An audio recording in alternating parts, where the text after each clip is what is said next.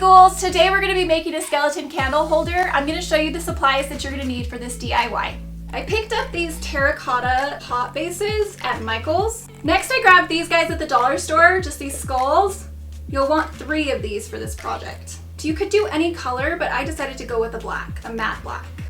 I grabbed my trusty E6000 and yet again the glue gun. Okay, so we moved outside and now I'm gonna go ahead and spray paint my 3 skulls and my 2 plant bases.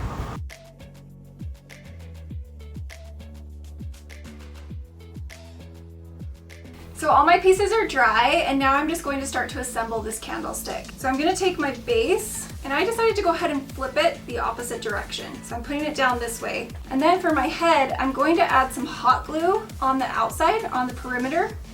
And then I'm gonna put the E6000 on the inside. So I have my hot glue for like an initial stick and then my E6000 to make sure it's really on there.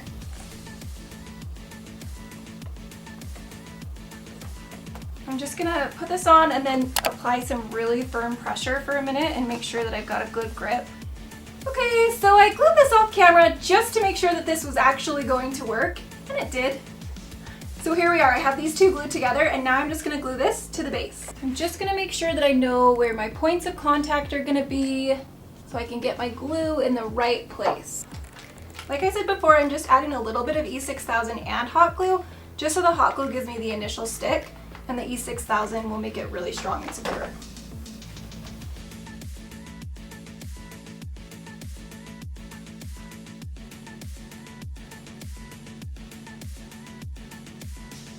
I found that adding a little bit of firm pressure here and making sure that I'm really pushing down is a good idea. Lesson learned here.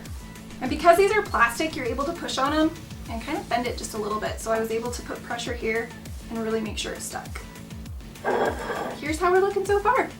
Okay, so now all that's left is adding my topper and a candle, and it's done.